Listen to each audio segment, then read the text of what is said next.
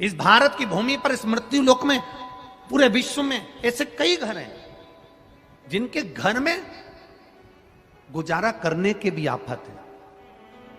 पहनने के कपड़े नहीं, किसी के यहां पर भोजन नहीं, किसी के यहां जमीन नहीं, किसी के यहां दुकान नहीं, कोई कोई पूरी जिंदगी किराए के मकान में निकाल देता है।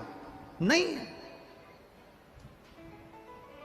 मेरा एक निवेदन है, इस कथा को जितने छत्रपति संभाजी नगर के श्रोता भाई बहन श्रवण कर रहे हैं उनसे निवेदन करूंगा, आप हाथ का ठेला लगा रहे हो, सब्जी का ठेला लगा रहे हो, फल का ठेला लगा रहे हो, धक्के की जिंदगी जी रहे हो, दरवाजे पर बैठे हो, कहीं ना कहीं तुम दास्य भाव की जिंदगी जी रहे हो, तकलीफ में जिंदगी जी रहे हो, बहुत दुख की जिंदगी जी रहे हो, बहुत कष्ट की जिंदगी जी रहे हो, उनसे केवल निवेदन करूंगा 3 महीने 2 जगह पर जल चढ़ाना प्रारंभ कर दीजिए, केवल 3 महीने।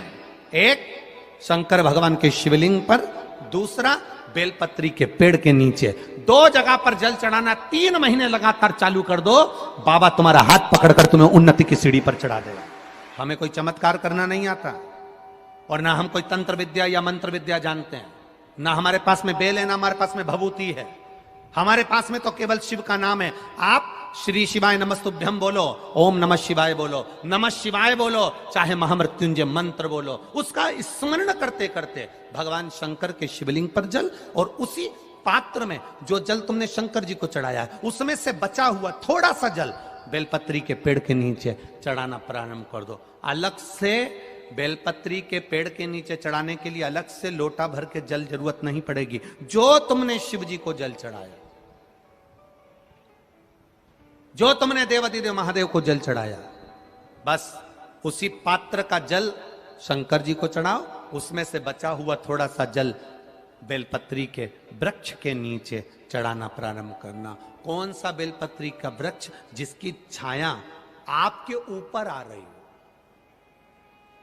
शिव महापुराण बड़ी सुंदर बात कहता है, ध्यान दीजिएगा। जिस बेलपत्री का पौधा तुम्हारे सिर का, और ये दोनों हाथ ऊपर कर लो, अपन खड़े हुए और खड़े होकर दोनों हाथ ऊपर करे, इतना बड़ा बेलपत्री का पौधा है, उस बेलपत्री के पौधे की पत्ती को कभी तोड़कर शंकर जी को नहीं चढ़ाना चाहिए। ध्यान रखना, कितना बड़ा पौधा।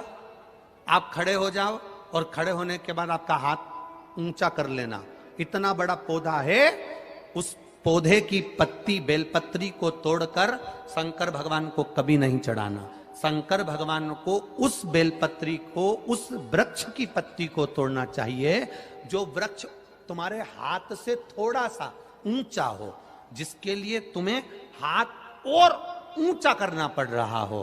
जैसे एक बच्चा अपनी मां की गोद में बैठने के लिए दोनों हाथों से उचकता है, आवाज लगाता है, उचकता है, आवाज लगाता है, हाथ ऊपर करता है, तो मां उस बच्चे को गोदी में ले लेती है। उसी तरह उस बेलपत्री के वृक्ष की पत्ती तोड़ना चाहिए जिसने थोड़ी उन्नति कर ली हो, जो थोड़ा ऊंचा हो गया हो। तुम उसको पाने का प्रयास करो तो भगवान भी तुम्हें अपनी गोदी में ले ले। ऐसे वृक्ष की पत्ती तोड़। अब तुम छोटा सा पौधा, बिल्कुल जरा सा पौधा, उसी की पत्ती तोड़कर महादेव को चढ़ाओगे, ये श्रेष्ठता नहीं। यदि बेलपत्री का पेड़ आपके यहाँ है, और मान लो कई लोग बेलपत्री गमले में लगाते हैं या छत के ऊपर लगा देते हैं, बेलपत्री का वृक्ष जो होना चाहिए वो घर के ठीक पीछे के भाग में, पीछे के भाग। या बेलपत्री का वृक्ष अगर पीछे नहीं है तो आप अपने घर से जब बाहर निकलते हैं तो राइट हैंड की ओर बेलपत्री का वृक्ष होना चाहिए। आप जब घर से प्रवेश कर रहे हैं, बाहर की ओर निकल, वो सुख का अनुभव करा। यदि घर से निकलते समय बेलपत्री का पेड़ लेफ्ट में अगर आता है, आप जिस घर से निकल रहे हो लेफ्ट में अगर बेलपत्री का पेड़ आता है तो आप 1 रुपए कमाएंगे, 1.25 रुपए खर्च होगा, पैसा हाथ में टिकेगा नहीं। घर में 10 लोग भी कमा रहे हैं तो पैसा घर में दिखेगा नहीं, आएगा जरूर, सारे काम होंगे पर टिकेगा नहीं। यदि लेफ्ट राइट भाग का बेलपत्री सुख का अनुभव। बेलपत्री का वृक्ष घर में लगाओ तो घर के पीछे के हिस्से में लगाना चाहिए, और ऐसी जगह नहीं लगाना कि जहां पर बेलपत्र में गंदा पानी जाए या कोई गंदी वस्तु उसके नीचे पड़े।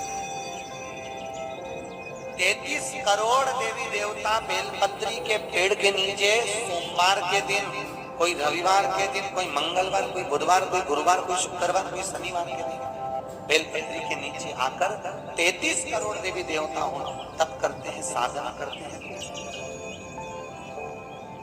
बेलपत्री के पेड़ का बड़ा प्रमाण है।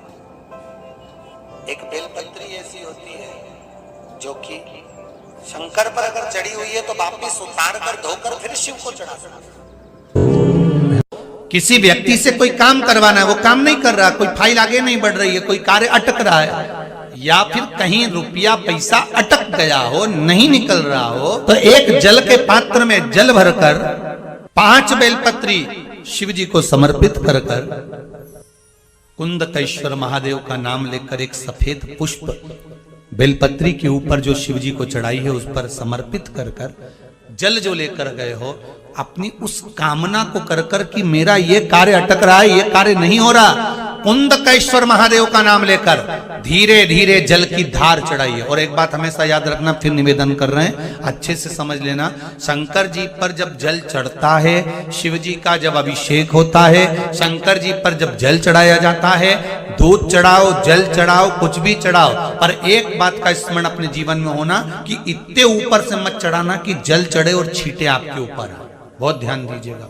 हाँ, तो यहां तक वर्णन करा गया है कि शंकर जी का जल चढ़ा हुआ जहां से बहकर जाता है ना, उसको लांगा तक नहीं जाता। यहाँ लांगते हैं क्या? नहीं ना, परिक्रमा भी करेंगे तो वहीं से लौट कर वापिस इधर जाएंगे। शिव जी का जहां से जल बहकर जा रहा हो, चढ़ा हुआ जल जहां से बहकर जा रहा हो, उसको लांगा तक नहीं जाता। और कई लोग बड़े बड़े आनंद में शंकर जी पे इतनी ऊपर से जल चढ़ाएंगे तो वो छींटे पूरे अपने ऊपर आना चाहिए, शरीर पर आना चाहिए। नहीं, उसका दोष है महाराज, उसका दोष है।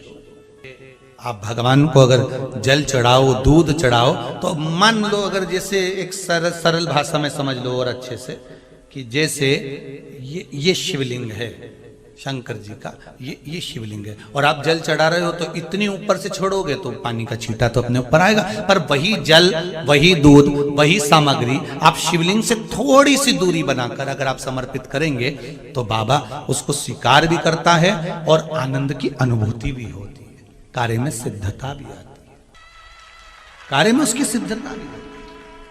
अब तुम तो ऊपर से छोड़ रहे हो जिससे वो पानी तुम्हारे ऊपर ही आए, तो वो एक अलग प्रसंग है, वो एक अलग विषय। बहुत ध्यान देना महाराज, भगवान को कभी भी कोई भी सामग्री, जैसे भगवान के मंदिर में अगर फूल चढ़ाने जा रहे हो, भगवान के मंदिर में अगर पुष्प समर्पित करने जा रहे हो, तो फूल का मुख अपनी ओर नहीं होना चाहिए। फूल का मुख कहां पर होना चाहिए? जम के बोलो जरा, भगवान की